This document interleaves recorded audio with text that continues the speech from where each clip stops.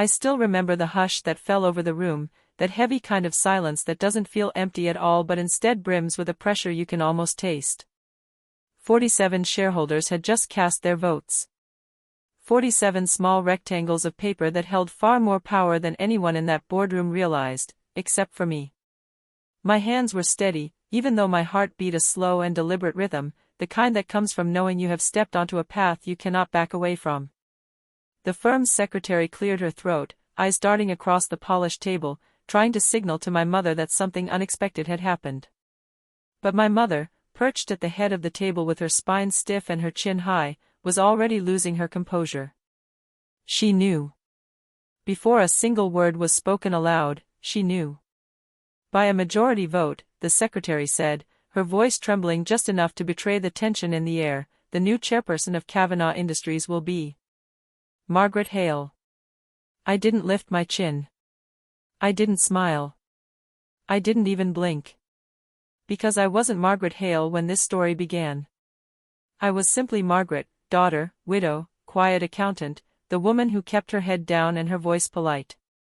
But as gasps murmured around the table and my mother's face blanched to a stark and startling gray, I realized something: the version of me she had spent decades trying to contain no longer existed. She had told me, more times than I could count, to stay out of corporate matters, as she liked to phrase it. A condescending tone, a sharp wrist flick, a dismissive frown, those were her tools. Tools she had once wielded with total effectiveness. Yet there I stood, taking the place she had assumed would always belong to her favored son, my younger brother Daniel. When the final words were spoken, "Congratulations, Chairperson Hale," my mother finally turned her gaze toward me. There was a flicker of disbelief, then fear, then something close to fury. She opened her mouth, but no sound came out. The shareholders waited to see whether I would gloat or gawk or crumble under the sudden weight of power. But I simply rested my palms on the oak table, letting the moment settle like dust in a beam of morning light. Because they were all about to discover something my family had long overlooked. I don't just endure betrayal. I study it. I learn from it. And when the time comes, I respond with precision. That day, the vote was merely a conclusion, an ending of sorts. But it was also a beginning, one forged not from ambition but from necessity. Because everything that had pushed me into that boardroom had begun months earlier, when I stumbled upon the truth my family worked so desperately to keep buried. And that truth started with one sentence spoken by my mother in a quiet kitchen on an ordinary morning. "Stay out of corporate matters, Margaret. They don't concern you." She had no idea how wrong she was. My name is Margaret Hale, and I am 63 years old. I have lived most of my life in quiet ways, steady work, steady marriage, steady routines that kept me grounded while others chased legacies made of glass. I buried my husband 8 years ago, and since then I've lived alone in a small house at the edge of town, the kind with lavender growing by the mailbox and a porch swing that creaks when the wind shifts. I didn't expect to become someone who changed the course of a century-old corporation. That had never been my ambition. At my age, I was content with the familiar rhythm of my days. My mother, Eleanor Hale, on the other hand, had built her entire life around ambition, hers and, more importantly, my brother Daniel's. I was born first, but in her eyes that meant little. She always said I had a gentle temperament, the kind of phrase that sounds complimentary if you don't listen too closely. My father, who passed away when I was 38, used to tell me I had a sharper mind than I realized. He warned me, too, that the business world was not always kind to women who saw too clearly. But he never discouraged me from learning. He bought me my first accounting textbooks. He listened when I explained profit margins and tax liabilities at the dinner table. He believed I had potential. My mother believed I had limitations. After he died, she took control of both the household and the company boardroom as though they were pieces she had been waiting to move on a chessboard. Daniel thrived in that environment. He liked being groomed for power. He enjoyed the attention, the compliments, the unspoken promise that everything, absolutely everything, would eventually belong to him. I stayed out of their way, built my own career in accounting, and tried to maintain some semblance of family peace. Even after my husband passed, I didn't challenge their assumptions about me. My grief had made me quieter, more patient. I watched the world instead of confronting it. But quiet does not mean blind. And patience does not mean weak. What no one realized, not my mother, not my brother, and certainly not the board members who only saw me at holiday dinners, was that I had been preparing for something without knowing it. Every financial statement I analyzed, every tax record I reviewed, every corporate memo that drifted across my desk when I did occasional consulting work, I remembered it. Patterns, inconsistencies, signatures that appeared on documents they shouldn't have. I tucked those memories away like puzzle pieces waiting for their corners to align. I wasn't interested in power. But I was deeply, instinctively interested in truth. And the truth was about to become the catalyst for everything that followed, for every confrontation, every discovery, every sleepless night that took me from widow to whistleblower to chairperson of the company my family assumed would never have my fingerprints on it. It all began the day I discovered the discrepancy, small, almost invisible, but unmistakable. A discrepancy that revealed my family had betrayed me in the one area I had never expected them to touch. My inheritance. Growing up, the Hale household functioned with the kind of choreography that seems orderly from the outside but feels suffocating from within. My father, Robert, was the anchor, soft-spoken, clever, balanced. My mother, Eleanor, was the force, strategic, commanding, relentless. And then there was Daniel, the golden boy, the destined heir, the bright young thing for whom the world was supposed to unfold effortlessly. And me? I learned to take up as little space as possible. It was easier that way. I never resented Daniel, at least not in the beginning. He was charming as a child, spirited, affectionate, the type of boy who excelled in anything athletic or public-facing. Mother loved that about him. She saw in him the qualities she believed a leader needed: confidence, charisma, a readiness to act without hesitation. She praised him often and loudly. She praised me quietly, privately, usually with a tone that suggested surprise rather than pride. Yet families have patterns, and patterns have consequences. Over decades, roles harden. Daniel became entitled to a life he hadn't earned. I became accustomed to stepping aside. Still, despite everything, I attended every family dinner, every corporate holiday party, every fundraiser where my mother introduced Daniel as her pride and joy, while calling me her steady girl, a phrase I grew to loathe.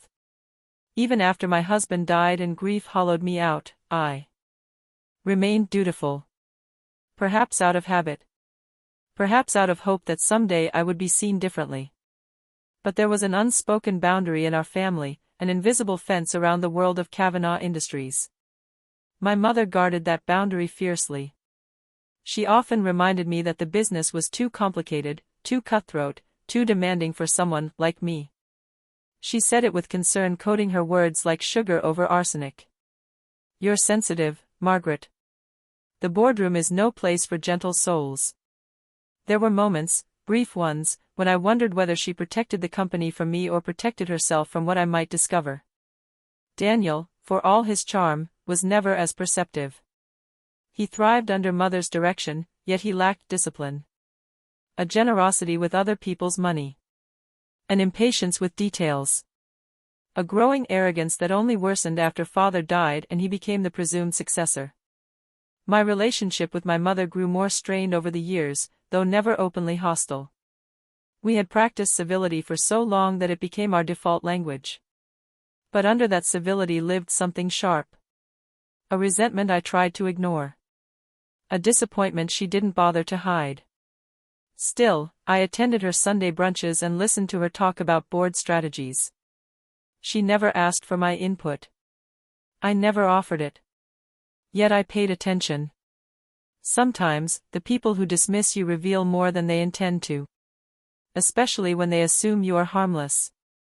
And when I discovered just how deeply my family had cut me out of matters that rightfully belonged to me, I understood something that had been building quietly for years. The Hale family dynamic wasn't just uneven. It was unethical. And their mistake was believing I would accept it. The betrayal revealed itself on an otherwise forgettable Tuesday afternoon. Rain tapping against the window, lukewarm coffee on my desk, me sifting through year-end financial statements my mother had asked me to glance over as a favor. I wasn't officially part of the corporate structure, but every so often she sent me documents, claiming she valued my accounting eye. What she valued was my unpaid labor. But that day, I didn't mind. I enjoyed the familiar logic of numbers. Until I didn't. I found the discrepancy almost immediately, an outdated trust ledger referencing my father's estate. I hadn't seen that document in years. It should have contained a record of the shares he left to me, shares he specifically named in his will. Shares that were supposed to secure my financial future and preserve my connection to the company he built from the ground up. Except the entry was blank. At first, I thought it was a clerical error.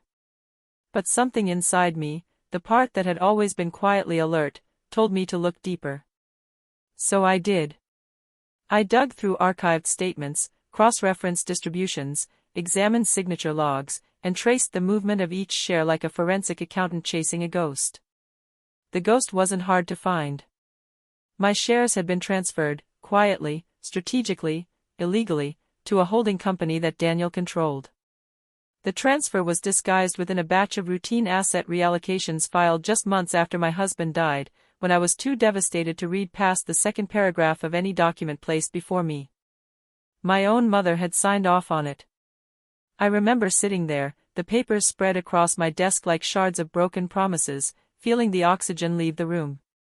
My hands trembled, not from anger but from clarity. It was suddenly, painfully obvious, they hadn't just dismissed me. They had exploited my grief, waited until I was vulnerable, and then carved me out of the inheritance my father intended for me. It wasn't just money. It wasn't even about ownership. It was erasure. I called my mother. Calmly. Politely. Asked her if she knew anything about a transfer of shares that should have gone to me. Her sigh on the other end of the line was soft but unmistakably condescending. "Oh, Margaret. Corporate matters are complicated. You mustn't concern yourself with things you don't understand." Things I don't understand. That was the moment something inside me shifted. Not anger. Not betrayal. Something quieter, sharper. Resolve. I hung up the phone gently, like someone setting down a valuable object before it breaks. And as I did, I made a decision, one that would unravel everything my mother and brother had built through deceit. They had underestimated the wrong woman.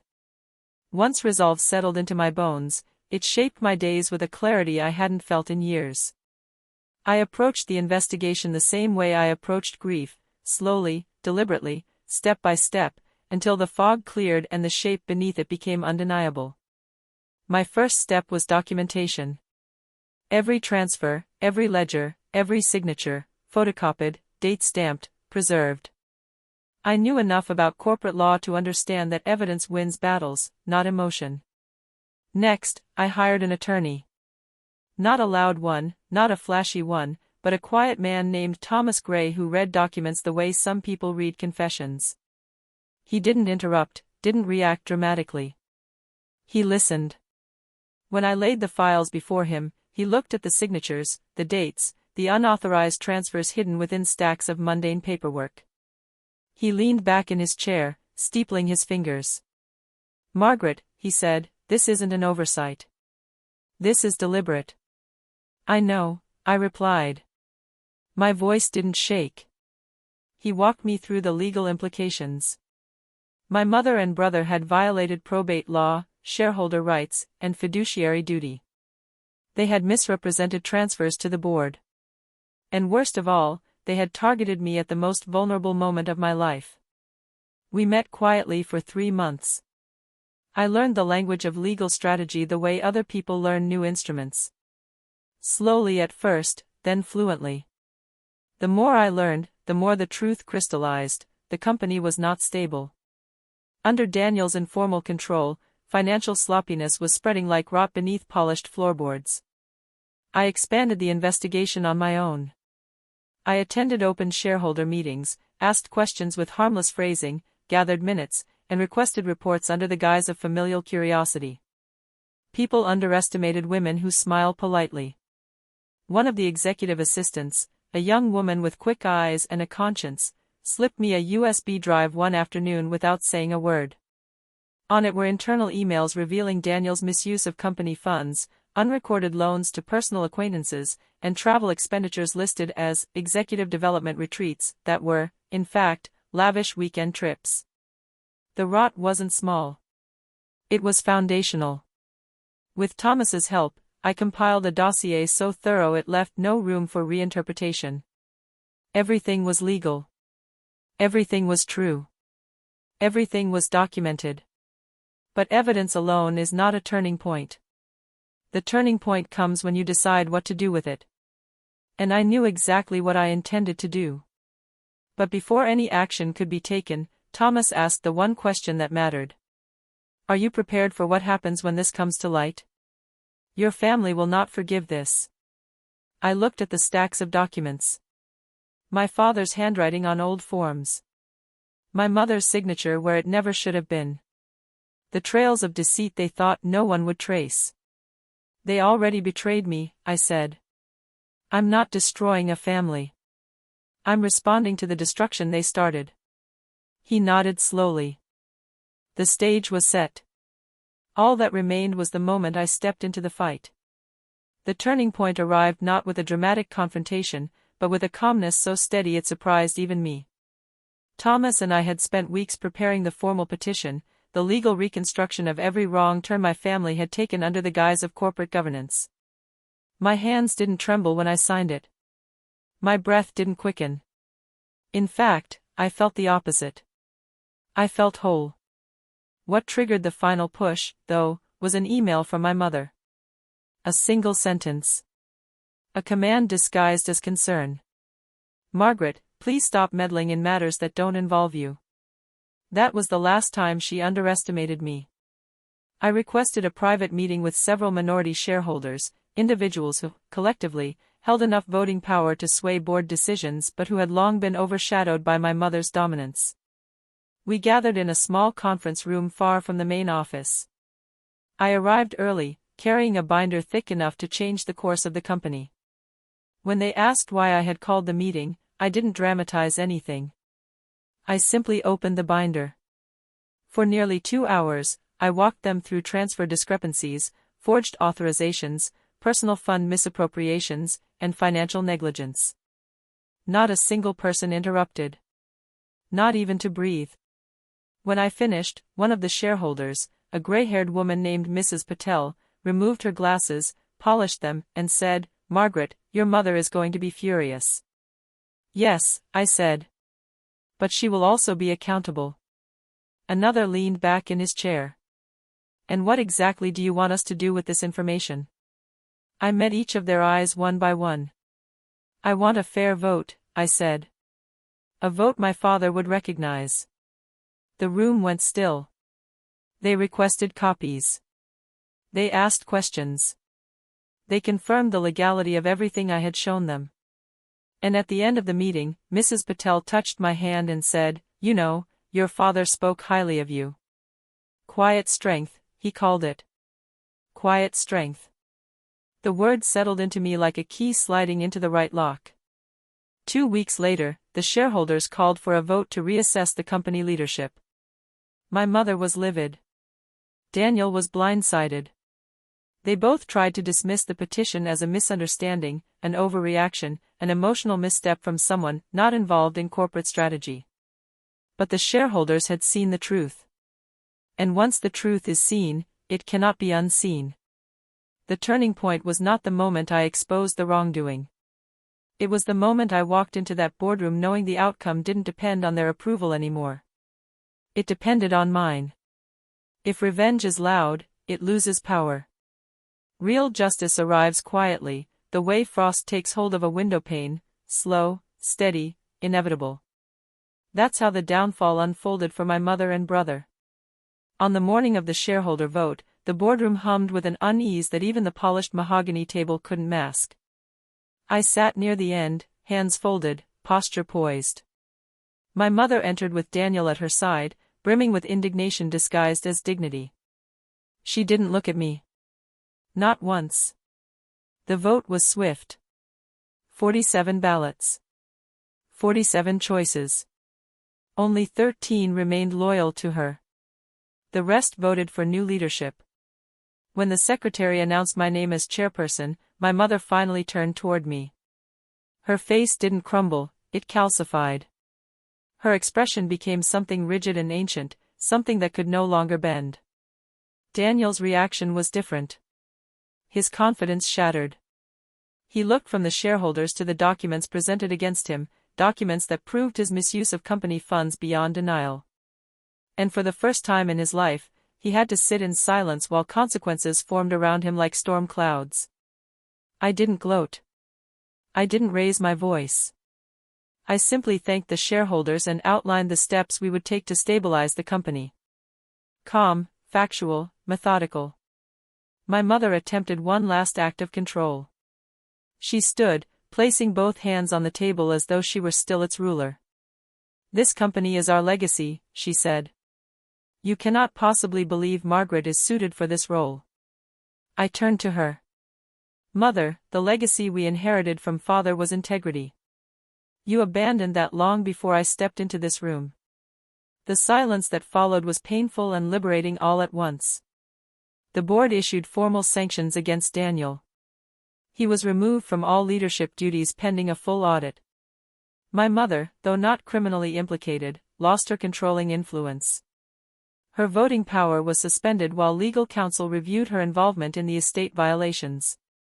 The downfall wasn't brutal. It was inevitable. And that made it far more devastating for them. As I adjourned the meeting, shareholders approached me with nods of respect I had never received before.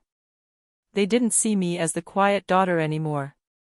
They saw me as someone who stood for truth when silence would have been easier. My mother left the building without a word. Daniel followed, shoulders slumped, ego fractured beyond repair. Their silence was the sound of justice. Becoming chairperson didn't erase the emotional wreckage left behind. Even ethical victories leave shadows. I spent the first week stabilizing the company, implementing transparency measures, auditing every financial corridor my brother had touched. It wasn't glamorous work, but it was honest.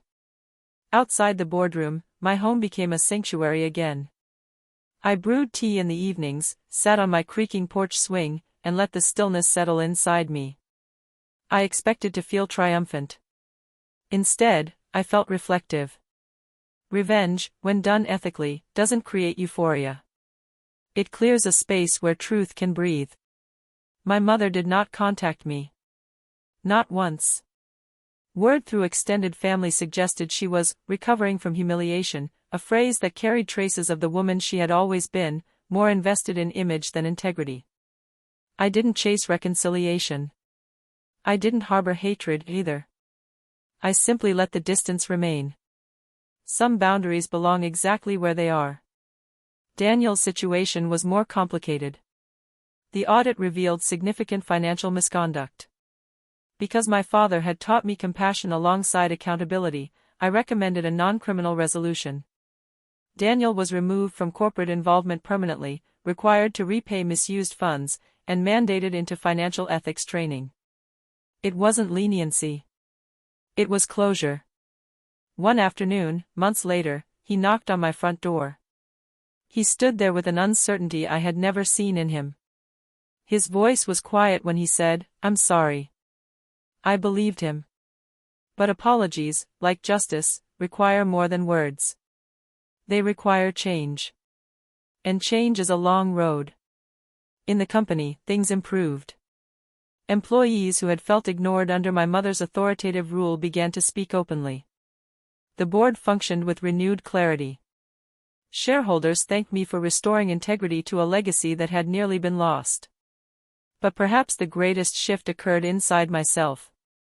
For decades, I believed silence was dignity. That stepping aside was grace. That letting others lead was humility. But truth taught me something different. Silence can be misinterpreted. Dignity can be exploited. And humility without boundaries invites harm. As the months passed, I became someone I had never allowed myself to be, visible. respected, heard. And I realized, with unexpected gratitude, that the betrayal that once shattered me had ultimately uncovered the strength I had spent my life overlooking. If there is one truth I wish every person watching or listening to my story could carry with them, it is this: silence is not the same as peace. Peace requires honesty, boundaries, and the courage to confront what hurts. My mother's command, "Stay out of corporate matters," was never about protecting me. It was about protecting the lies that held her world together. And sometimes, the most loving thing we can do for ourselves is to stop accepting the roles others assign us.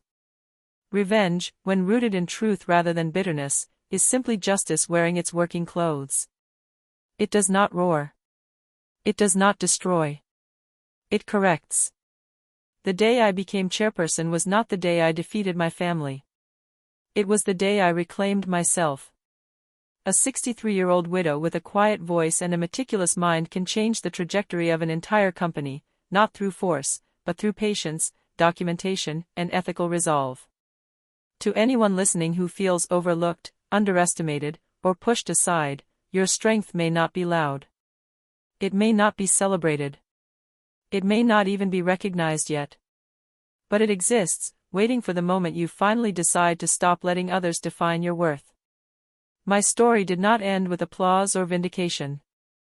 It ended with clarity. And clarity is the most powerful form of revenge there is.